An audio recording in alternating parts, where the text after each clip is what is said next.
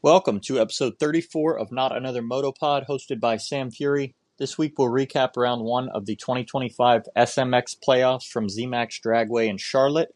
A shortened race day due to weather, but a great day of racing nonetheless that saw both of our series favorites take the win in their respective classes.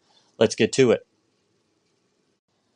Again, really no surprises in either class, but the 250s, of course, Hayden Deegan being your winner there, your two-time reigning SMX champion, just doing what he does out there.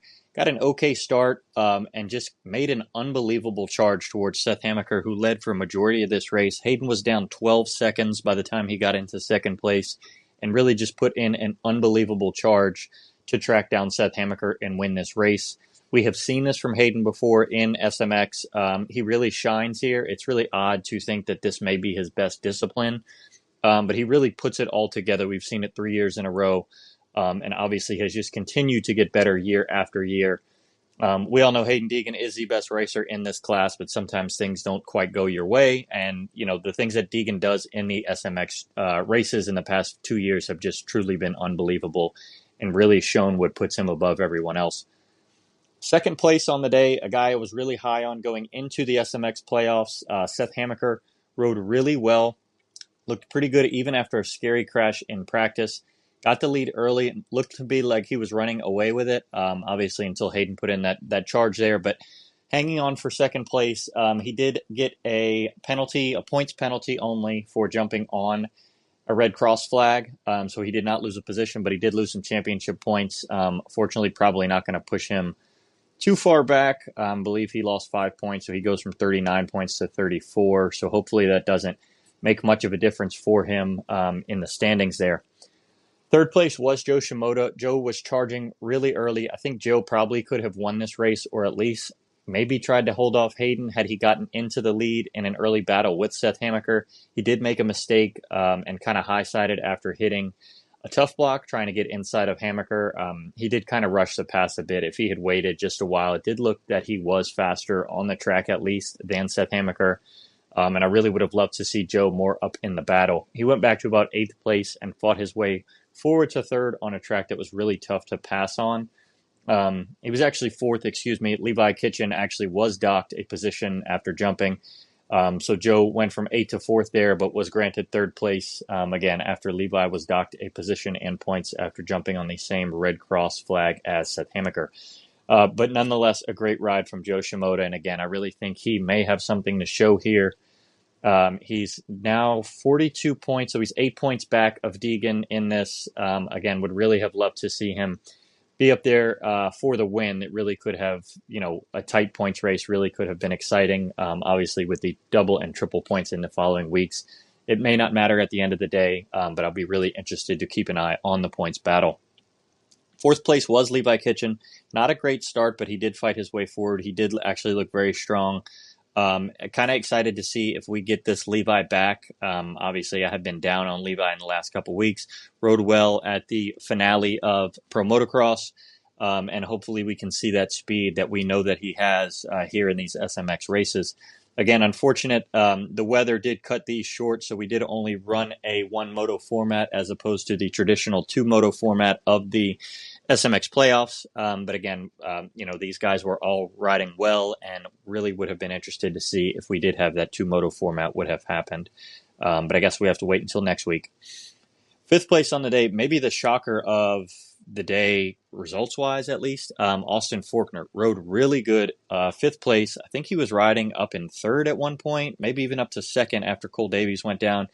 Forkner obviously going to get passed by some of these faster guys, and he was holding up the field a little bit for quite a while. I think that's kind of what led to that big gap that Seth Hamaker had. Forkner was in 2nd, again, after Davies had went down. Joe Shimoda had already gone down. And you could kind of see these guys piling up behind Forkner, things that we traditionally see when, the faster guys are behind somebody who is riding well and just riding defensive. But again, a really good ride by Forkner. Some of these guys did get by him, but 5th place on the day, nothing to scoff at, tying his season best. Obviously, we saw him do that a couple weeks ago in the Pro Motocross Series, but really good to see him put it together here as the lone Triumph rider. Jordan Smith is out there too, I forget, way back in 17th place. So as one of two Triumph riders, as everybody else has gotten hurt this year. Unfortunately, we lost Styles Robertson to retirement. Mikhail Harrop is hurt, and Jalik Swoll is also hurt. So Forkner putting on there for the Triumph. Sixth place, Ryder D. Francisco. Really good ride by Ryder D. He rode his way forward, just looked strong. Again, was unable to get by Forkner there. Probably was faster than Forkner, if we're being honest. He was at the back of that pack that was kind of getting held up by Forkner for a while. But regardless, good ride there for Ryder D. Francisco. Hope to see some strong rides from him. Seventh place, Tom Vial.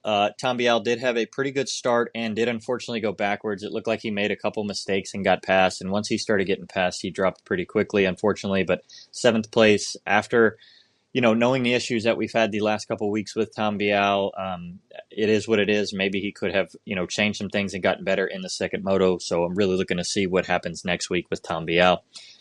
Eighth place, unfortunately, Cole Davies was riding really well. Looked like he could really maybe even battle for the win after Joe went down. Davies, we know he is super efficient on the bike. He places the bike really where he wants it, but unfortunately we did see him go down. I don't remember actually seeing the crash itself on the TV show there, but he dropped from second to about 12th in the results there, and then he made his way back up to eighth place. So good ride by Davies nonetheless, but really would have loved to see him stay up there in the top three. We know he's very strong when he's up front and riding well. Ninth place, Nate Thrasher. Sometimes you get this Nate, sometimes you get bad Nate, sometimes you get winning the race Nate. So it is what it is on Nate Thrasher. I don't really know what to say there for him, to be quite honest. 10th place, Ty Masterpool, who did look really fast all day, was your fast qualifier, looked incredible in the wildcard race where he came through, winner of that LCQ race there. Looked really fast. Unfortunately, got a bad start in the motos, but did fight his way forward to 10th place. So good ride there for Ty Masterpool. 11th place, Drew Adams. Did not see much of Drew on the day. 11th place, solid ride there for him, I guess. Nobody ahead of him, maybe that we think shouldn't be beating him. So good ride there. 12th place, Max Volan. Solid ride there for Max. He had a really bad start, I believe, and raced his way forward. 13th, Max Anstey. A little surprised to see Max this far down. I think he went down early, maybe even in the first turn. I could be mistaking him with somebody, but I do believe we saw Anstey down early. I was really excited to see what he could do after what we saw from him in Supercross, but we do know he probably is coming back from that broken leg that he had and held him out for quite a while, so maybe he's just not back in shape yet. He did get second in the wildcard race. Honestly, I thought he would easily go and win that wildcard race, and Masterpool just looked phenomenal. And so, maybe he settled for second at that point. Obviously, they took the top 7 this week with a lot of injuries in both classes. 14th place, Dylan Schwartz. When I saw Schwartz on the track, he looked incredibly uncomfortable. So 14th place, solid ride for him there. Schwartz, obviously, a much more of an outdoor rider than an indoor guy. 15th, Dax Bennick. Surprised to see this from Dax just based on how good he is, or has been at opening rounds when he jumps in. So 15th place, just not a great ride there for Dax Bennick. 16th, Cullen Park. We did see issues with Cullen Park off the start, so good for him to fight his way forward to 16th. 17th place, Jordan Smith. Unsure what happened there. Did not see Jordan Smith much on the day. Obviously, a much faster rider. He was a Supercross winner this year. We've seen him get top 5s in motocross. Probably one of the stronger overall guys in this field, but 17th, obviously something had to happen there to Jordan Smith. 18th, Lux Turner. Solid ride for him. We know he's much more of an outdoor guy.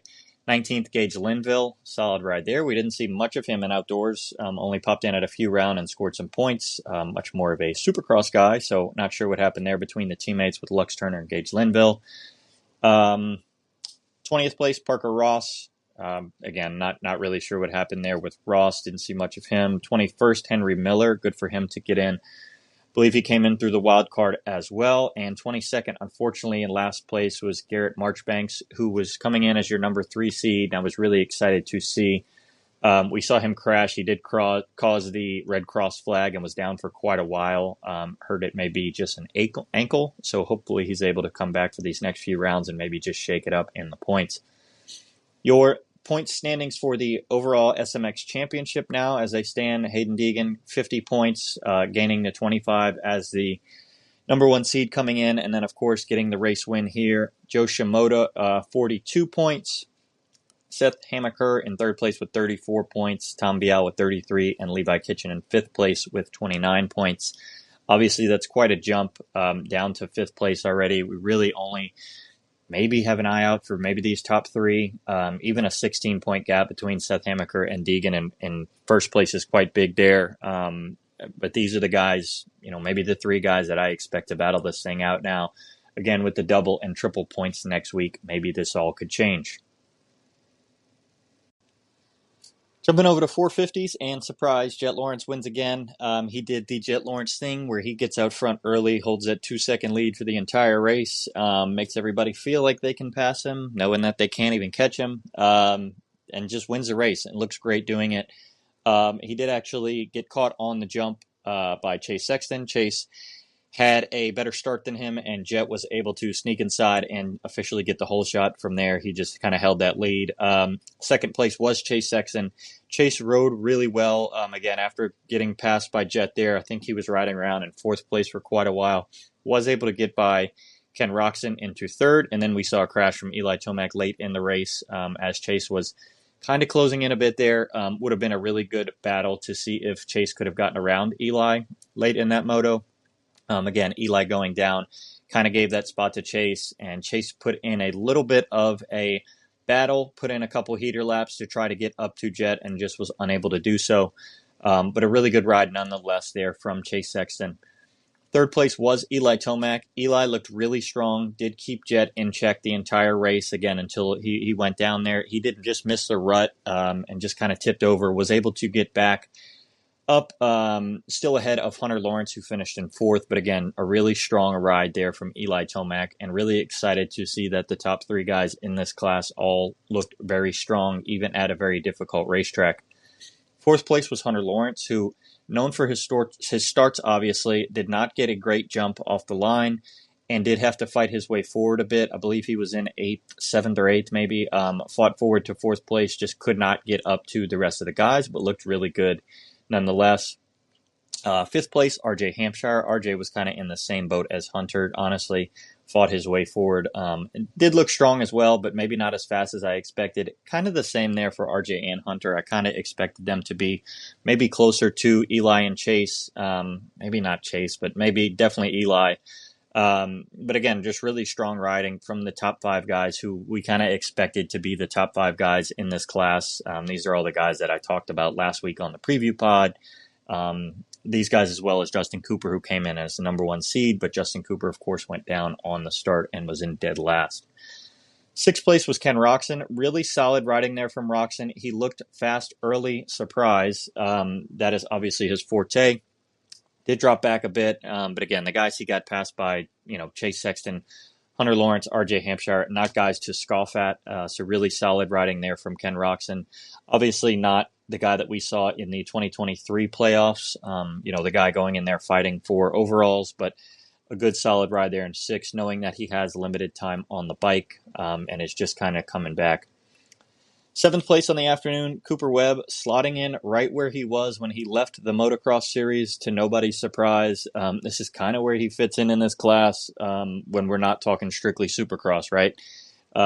He is the head of the class when it comes to supercross. He's one of the grittiest riders in the series, but when it comes to motocross and SMX, just really not his forte, of course. So seventh place, a solid showing there from Cooper Webb, jumping back into the playoffs. Eighth place, Dylan Ferrandis. Did not see much of Dylan, honestly, but this is falling into that group that I talked about in the end of motocross there with Ferrandis, Barcia, what would have been Malcolm. Malcolm did, of course, not race with an injury. So ninth place there was Joey Savacci slotting right in. I believe in the preview pod, I even talked about Joey Savacci slotting into this group. So there's no surprise to see him in right here in between these two, with Justin Barcia finishing in 10th. Again, Barcia, what do you say at this point? He came back late in motocross, put together some good rides, but generally slotted into the 7, 8, 9 range. So 10th place is no surprise. Barcia probably wishes they would have gone forward with the second motos after that big rain delay. Barcia probably could have put a win on the board late in that moto. Let's see. 11th place, Justin Cooper, as I talked about. We did see him go down off the start, was in dead last for quite a while. Justin Cooper's a guy who I've said does not make passes well, and for him to pass up to 11th place after being in dead last on a track that looked notoriously difficult to make passes on, the track really looked treacherous. So really good ride despite the result there from Justin Cooper.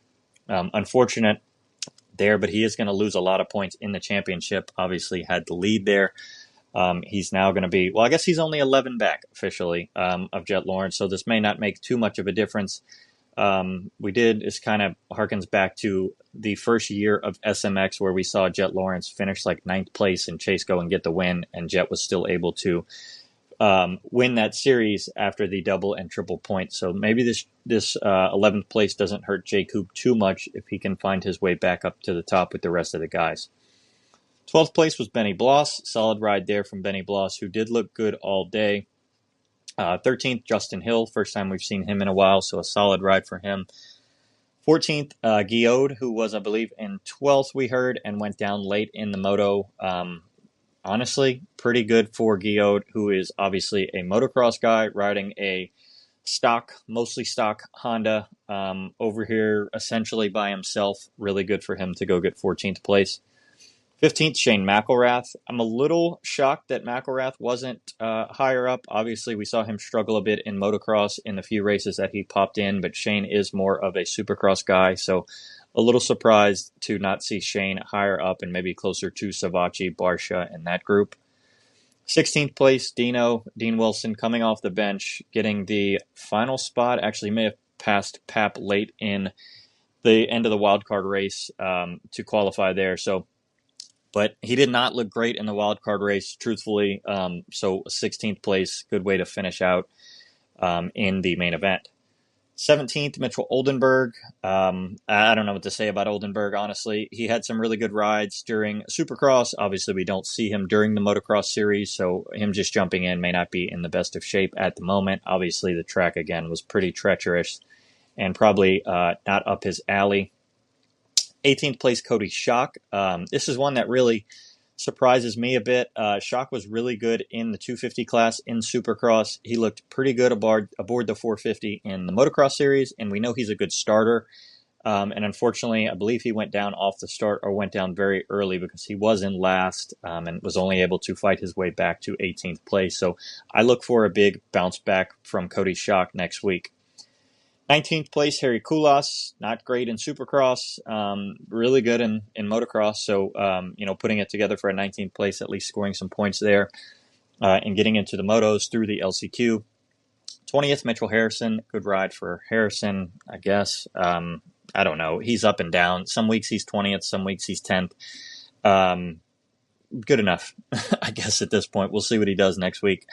Harrison, obviously a guy who I think he was the 20th seed. I think he was the last seeded guy coming into this series. So finishing where he started, I suppose. 21st, Jeremy Hand, and 22nd, Romain Pep, both getting in through the LCQ race. Solid riding there from them. Not really sure that they stack up above any of these guys. And I guess we'll see next week going forward with some of these guys coming in through the LCQ race look like. Again, we did take 7 in both classes this week after a lot of injuries, 7 out of 12. So I believe that will continue throughout the next 2 races. As the points go, Jet Lawrence is now your red plate holder. Shocking. 47 points for Jet Lawrence, coming in obviously as the number 2 seed and then getting the 25 points on the day. Chase Sexton has jumped into second with 38 points. Justin Cooper, as I mentioned earlier, 36 points, coming in with that 25-point lead from being the number 1 seed. So 36 there to keep him in third place. And then Eli Tomac and Hunter Lawrence were tied for fourth place with 35 points. Eli will get that fourth place bump, having the higher moto finish here. And so, we could be in for an interesting series with the top 5 only separated by 12 points. Again, going into that double and triple round starting next week in St. Louis. That is a dome. No worries about weather. I do believe I mentioned weather last week on the preview pod. Maybe I shouldn't have done that. Maybe that was a bad omen. But again, yes, a domed series next week before we head off to the finale in Vegas. That's it for this week. If you want to give us a follow on X, Twitter, Instagram, YouTube, or Spotify at Not Another Moto Pod. Thanks for listening.